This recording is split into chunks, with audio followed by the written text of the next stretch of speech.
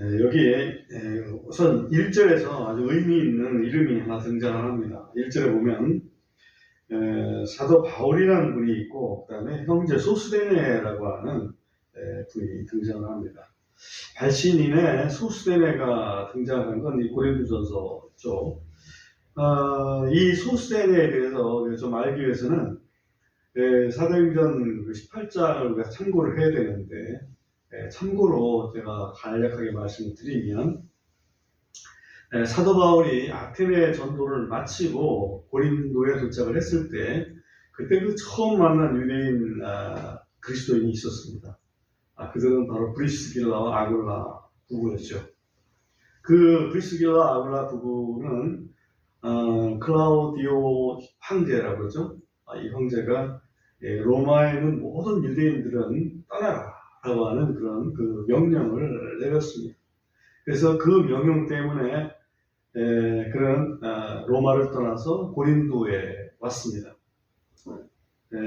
그들은 그 직업이 하나 있었는데 그게 뭐냐면 텐트를 만들어서 파는 그런 장막지기였습니다.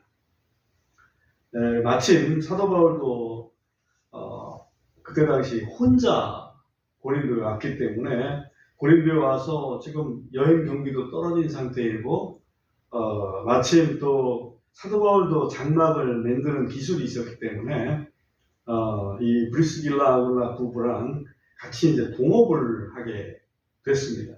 그래서 필요한 경비를 충당을 했습니다. 그들은 안식일에는 꼭 유대인 회당에 가서 성경을 이야기했는데 특히 사도 바울은 성경 강론을 안식일 때 그 유대인 회당에 가서 했습니다. 그 강론을 하면서 무슨 얘기를 해주냐면 예수님의 죽음과 부활에 관한 이 말씀을 구약을 통해서 증거를 했습니다. 그러다가 얼마 안 있다가 뒤에 떨어져 있던 실라하고 디모데가 이제 도착을 합니다. 실라하고 디모데가 도착을 하니까 사도 바울이 더 힘이 나가지고 바로 그 예수님이 우리를 위해서 죽으시고 부활하신 그 예수님이 바로 그리스도다, 메시아다 하는 얘기를 아주 강하게 얘기를 했습니다. 그랬더니 잘 듣고 있던 유대인들이 갑자기 사도 바울을 막 욕합니다. 네가 뭔데? 뭐 메시아가 어떻고 예수님이 뭐 어떻고 저떻고 얘기를 하느냐 그렇게 상당히 있죠. 모독적인 그런 언사를 했습니다. 결국은 사도 바울이 전했던 이 복음을 유대인들이 거절한 셈이었죠. 그래서 사도 바울이 그 유대인들에게 이야기를 합니다. 나는 여태까지 신앙 양심상 거리낄 것이 없는 그런 사람이다. 당신들이 복음을 배척한다면 나는 이 복음을 이방인들에게 가지고 갈 수밖에 없다. 왜냐하면 내가 부활하신 예수님으로부터 사명을 받았기 때문이다. 물론 그 얘기까지는 안 했습니다만은 아마도 기록은 안 했지만 틀림없이 했을 것 같아요. 그래서 나는 너희들이 배척하는 이 복음을 이방인들에게 가지고 가겠다라고 이렇게 선언을 하고 마침 그 유대인 회당 옆에 모일 만한 장소가 있었어요. 회당 옆집에. 참 그것도 묘하죠. 그리고 그 회당 옆집에서 그런 1년 6개월 동안 말씀을 전파를 합니다. 그 당시 회당장이 그리스보라고 하는 회당장이 있었는데 이 그리스보가 예수님을 믿게 됩니다. 그 얘기는 예수님을 믿고 회당장을 그만뒀겠죠. 회당장을 그만두고 이제는 그 옆에 있는 사도 바울이 강론하는 그 한마디로 고린도 교회 교회당이라고 볼 수 있습니다. 거기에서 모임을 같이 했을 것이 틀림없습니다. 그로부터 1년 6개월 동안 사도 바울이 이제 고린도 교회에 사역을 합니다. 근데 1년 6개월이 되었을 때 그 지역을 다스리는 총독이 새로 부임을 합니다. 그때 그 부임을 한 총독 이름이 가이오라고 하는 총독인데, 새로 부임을 하다 보니까 유대인들이 이때 그 사도 바울의 세력을 좀 몰아내야 되겠다, 이런 그 나쁜 생각을 갖고 문제를 제기를 합니다. 그래서 사도 바울을 고소를 해가지고 총독 앞에 세웁니다. 그랬더니 총독은 사도 바울이, 이 바울이라는 사람이 무슨 악한 일을 행했다면 내가 모르겠지만은 그런 게 아니고 그냥 종교 관련 문제라면은 나는 거기에 관여하지 않겠다. 너희들이 알아서 해라. 그러니까 유대인들이 지금 어찌 보면 패소를 한 거 아니죠? 고소를 했었지만 실상은 아무것도 얻어내지 못했습니다.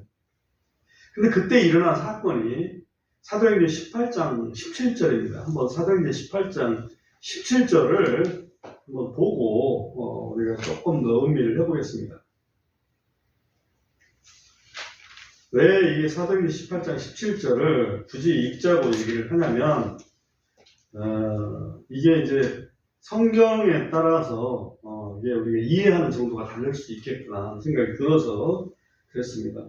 18장 17절에 보면 그때의 모든 그리스도인들이, 그리스인들이죠? 그리스도인이 아니라 그리스인들이 회당의 우두머리 치리자인 소스데네를, 이제 회당장이 소스데네로 바뀌었죠.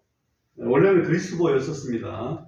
근데 그리스도였다는 것은 8절에서 나와요. 18장 8절에 보면 회당의 우두머리 치리자, 이게 회당장이에요.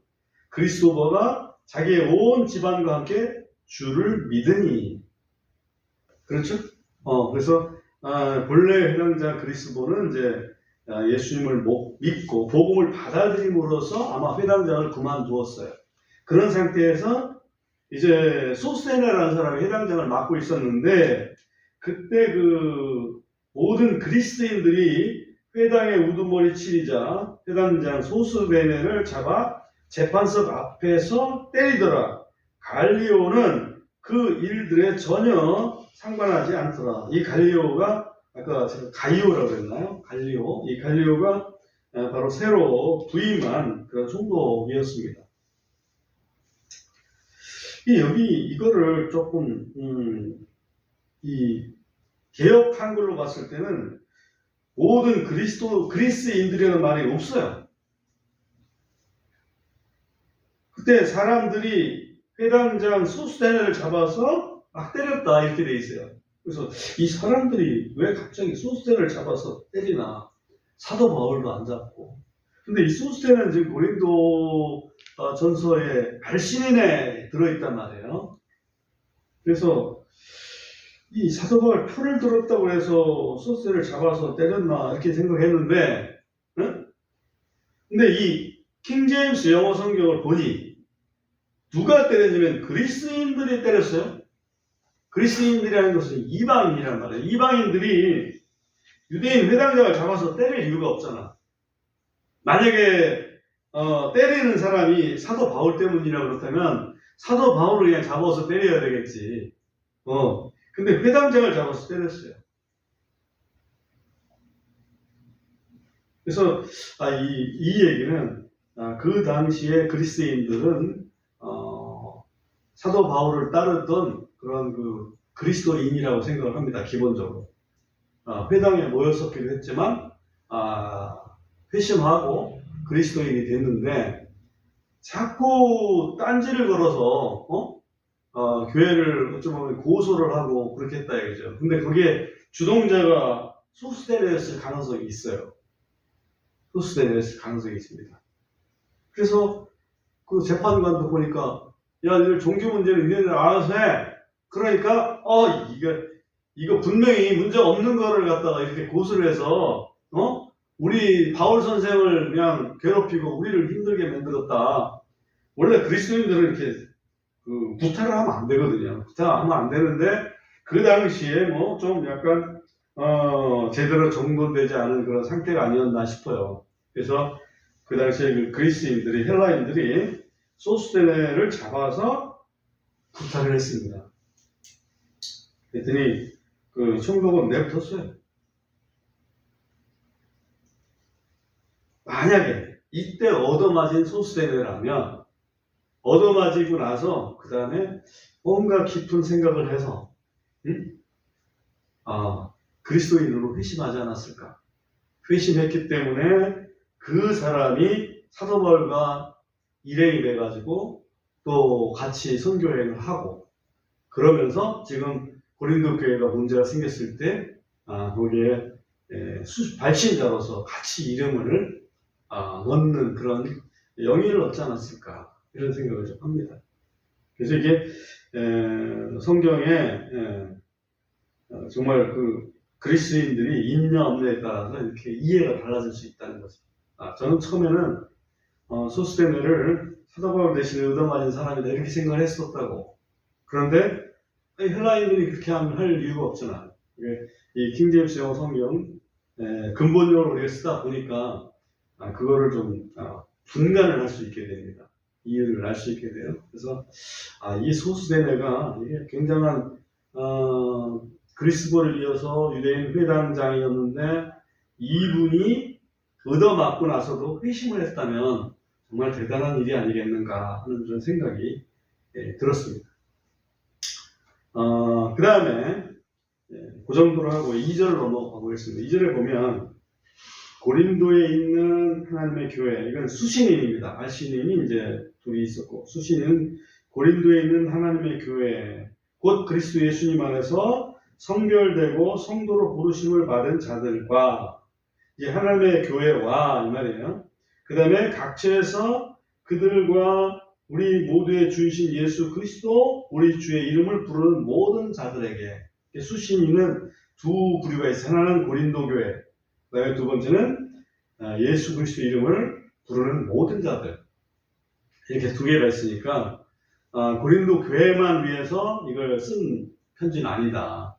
결국 우리도 그리스도의 이름을 부르는 모든 자들에 속하니 우리도 마땅히 읽어야만 되는 그런 서신이다. 이렇게 이해를 합니다.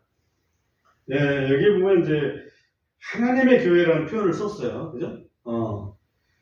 주님께서는 내 교회를 세우겠다. 이렇게 말씀하셨는데, 주님의 교회, 그리스도의 교회, 이런 표현 대신에 이건 하나님의 교회라고 썼어요. 틀렸나요? 아니죠. 왜냐하면 우리 주님은 하나님이시기 때문에 틀릴 건 없어요. 그런데 이제 이것을, 우리나라에서는 이제 안상홍 증인회라는 그런 집단에서 자기들을 하나님의 교회라는 이름을 붙여놨습니다. 그리고서는 그 안상홍 씨의 그 부인을 어머니 하나님으로까지 이렇게 격상을 시켜서 마치 하나님의 교회, 이 성경에 있는 하나님의 교회가 자기들이 표방하는 하나님의 교회로 인식할 수 있게끔 그렇게 막 선전을 해 됐습니다. 여기서 보면 교회라는 그 정의를 얘기하기를 그리스도 예수님 안에서 성결되고 성도로 부르심을 받은 자들이다. 이렇게 교회를 해석을 해놨습니다. 성결되고 성도로 부르심을 받았다. 성결됐다는 것은 sanctified, 성도는 saint. 그러니까 결국 어원이 똑같죠. 우리가 하나님의 자녀로 이렇게 성별이 된 사람들이고, 그 다음에 하나님의 자녀들이고, 이게 교회예요. 그러니까 교회는 당연히 사람이죠. 교회가 건물이라고 이렇게 얘기하는 경우는 그거는 좀 예배의 어떤 그 형식에 너무 우리 강조를 하는 그런 사람들이 그렇게 얘기를 할 수가 있습니다. 교회라는 말은 에클레시아, 이것은 건물이 아니고 사람들이다. 여기서도 분명히 말씀을 하고 있습니다. 그 다음에 오늘 우리가 제목을 따는 것이 3절인데요. 3절에 보면 하나님 우리 아버지와 주 예수 그리스도로부터 은혜와 평강이 너에게 있을지어다. 은혜와 평강은 우리가 여러 번 강조를 했습니다만 은혜는 헬라식 인사고 평강은 유대식 인사입니다. 그러니까 헬라식 인사라는 것은 이방인들은 주로 은혜라는 인사를 많이 했다는 얘기죠. 왜 은혜일까라고 생각해 보면 한마디로 우리는 아무런 그 약속의 백성도 아니잖아요. 그죠? 그런데 은혜라는 말 자체가 받을 자격이 없는데 받는 거. 이게 은혜란 말이죠. 그러니까 이방인들은 하나님의 약속을 받을 자격이 없는데 그 약속을 받았어요. 이게 아주 신비이고 비밀이고 그런 거죠. 그래서 은혜라는 것은 하나님의 선물이다 이런 뜻이 있고요. 그 다음에 평강이라고 하는 것은 유대식 인사인데 유대는 항상 샬롬 그런단 말이죠. 사람과 사람 사이에서도 평강이 필요하고 하나님과 사람 사이에서도 평강이 필요한데 이 평강을 빼앗아가는 게 바로 뭐냐면 죄예요. 그죠? 결국은 은혜도 사실은 죄를 용서해 주시는 거기에 해당이 되는 거고 평강도 거의 죄를 용서함으로 인해서 화목해지는 거 아니에요? 여기에 이제 한 가지 인사를 더할 게 있는데 디모데 전서나 디모데 후서에 보면 거기에 이제 한 가지가 더해집니다. 은혜와 평강과 긍휼이라고 하는 게 하나 더 들어가요. 긍휼이라는 단어는 받아야 되는데 안 받는 거. 네? 그게 긍휼이거든요. 뭘 받아야 됩니까? 벌을 받아야 되는데 벌을 안 받는 거. 이제 긍휼입니다. 그래서 은혜라는 말하고 좀 반대될 수 있는 말이 긍휼인데 사실상은 같은 얘기죠. 그죠? 은혜와 평강과 긍휼 이것이 이제 사도 바울의 인사에서 등장하는 단어다 이렇게 생각할 수 있고 오늘 특별히 은혜와 평강이라는 것을 제목으로 한 것은 헬라식 인사와 유대식 인사가 혼합된 인사 바로 이것이 은혜와 평강인데 그거야말로 교회에 아주 적합한 인사가 아니겠는가 이렇게 생각을 합니다. 그 다음에 4절에 보면 예수 그리스도를 통해 너에게 주신 하나님의 은혜로 인해 내가 너희를 대신하여 항상 나의 하나님께 감사하노라. 여기 보면 사도 바울이 하나님께 감사하는 이유가 하나 있습니다. 그게 뭐냐면 하나님의 은혜 때문에 감사한다. 하나님의 은혜 때문에. 근데 그 하나님의 은혜가 어떠한 내용인지가 바로 5절부터 8절까지 있는 내용입니다. 크게 보면 세 가지가 있다고 볼 수 있는데요. 5절을 보면 두 가지가 나옵니다. 하나는 뭐냐면 너희가 모든 것 곧 모든 말씀과 모든 지식에서 그분에 의해 풍성하게 되었으니 모든 말씀도 은혜로 주신 것이고 모든 지식도 은혜로 주신 거예요. 근데 모든 말씀이라고 되어 있는데 말씀을 그 영어로 보면은 뭐라고 되어 있냐면 utterance라고 하는 단어가 쓰여졌어요. utterance라는 단어가 쓰인 것은 뭐냐면 성령께서 말하게 하심에 따라 저희가 방언으로 말할 때 말하게 하심을 얘기할 때 이제 utterance라는 단어가 사용이 되거든요. 그 얘기는 이 고린도 교회 성도들이 이 말하는 거는 정말 잘한다 이거지. 그래서 여기서 보면 모든 말씀이 풍성하다는 말보다는 모든 언변이 그야말로 모든 언변에서 풍성하다 이렇게 이해를 하는 것이 더 맞지 않나 싶어요. 그 다음에 모든 지식에서 이 지식이 세상 지식이 아니고 진리를 아는 지식이잖아요. 그죠? 그래서 모든 언변과 모든 지식에 있어서 아주 풍성하게 하나님께서 주셨다. 풍성한 은혜를 주셨다. 그것이 이제 두 가지고요. 그 다음에 7절에 보면 그리하여 너희가 아무 은사에서도 뒤처지지 아니하고 라고 되어 있죠. 은사 바로 모든 은사에서도 풍성하게 주셨다. 그래서 하나님께서 주신 은혜가 언변, 지식, 은사 이 세 가지가 특별하게 언급이 되었다 이렇게 볼 수가 있습니다. 그 다음에 이제 6절에 보면 그리스도의 증언이 너희 안에서 굳건하게 된 것과 같도다 이렇게 이제 사도 바울이 고린도 교회를 어찌 보면 칭찬을 해줬습니다. 그리스도의 증언이 너희 안에서 다시 말하면 고린도 교회 안에서 굳건하게 된 것 같도다. 그리스도의 증언이란 말이 뭘까요? 그리스도의 증언이란 말은 그리스도께서 가르치신 기본적인 은혜 구원 교리를 그리스도의 증언이라고 할 수가 있어요. 이 그리스도의 증언은 바로 복음 진리를 얘기하는 거죠. 이 복음 진리가 너희 안에서, 다시 말하면 고린도 교회 너희를 보니까 정말 그것이 아주 확증이 됐다.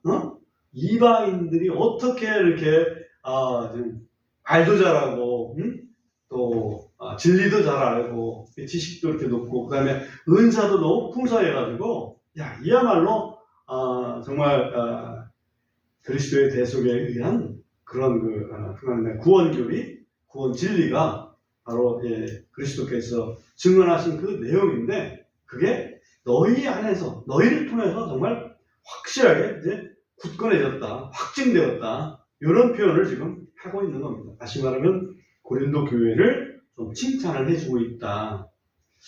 왜 고린도 교회를 칭찬하고 있을까요?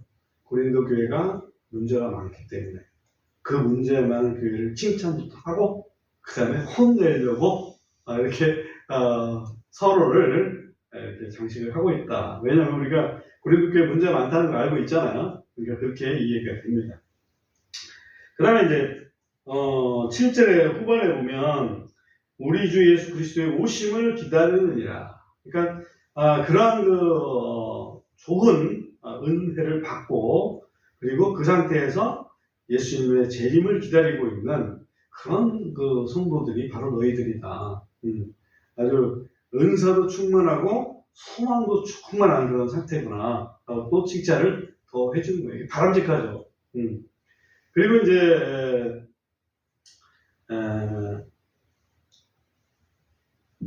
8절에 보면 그분께서, 다시 말하면 그리스도께서 또한 너희를 끝까지 견고하게 하셔서 우리 주 예수 그리스도의 날에 너희가 책망받을 것이 없게 하시리라.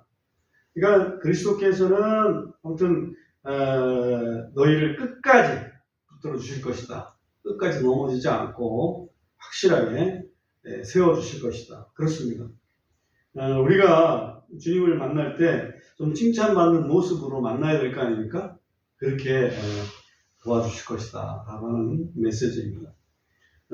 그리고 마지막으로는 이제 9절의 말씀을 보면 하나님은 신실하시니 그분에 의해 너희가 그분의 아들 예수 그리스도 우리 주와 교제하도록 부르심을 받았느니라. 그러니까 하나님 아버지께서 너희를 불러서 예수님과 이렇게 교제할 수 있게끔 그렇게 해주셨다. 그 얘기죠. 우리가 이제 부르심이라는, 하나님의 부르심이라는 것은 로마서에서 우리가 공부해봤지만 하나님이 부르시기 전에 우리를 미리 예정을 하시고 그 다음에 부르시고 부르신 자를 의롭다 하시고 의롭다는 자를 영화롭게 하셨다. 이렇게 이제 표현을 하셨지 않습니까? 그러니까 하나님은 우리를 불러서 그리스도 안에서 교제하도록, 다시 말하면 우리가 하나님과 예수님과 사귐이 있으려면, 교제라는 건 사귐이니까 예수님과 닮아야 될 거 아니에요. 예수님을 따라다녀야 될 거 아니에요. 예수님은 의로운데 우리는 아주 불의한 상태로 계속 있다 그러면 교제가 되겠습니까? 안 되죠.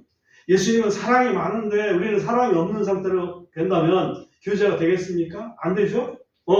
그것처럼 우리 예수님과 교제하도록, 우리로 하여금 정말 예수님을 닮도록 그렇게 하시기 위해서 우리를 불러주셨다 하는 얘기를 하시고, 그분이 부르셨기 때문에, 근데 그 부르신 하나님은 신실하신 분이기 때문에, 한번 부르신 분, 그 다음에 후회가 없으신 분이잖아요. 다시 말하면 결코 우리를 버리시지 않는 그런 분이기 때문에, 우리를 마침내 영화롭게 하실 그런 분이기 때문에 내가 너희를 정말 그 일로 인해서 칭찬하고 하나님께 감사드린다 하는 그런 내용이 여기에 이제 들어있습니다. 이제 고린도 이제 칭찬을 너무 많이 받으면 조금 약간 조심해야 됩니다.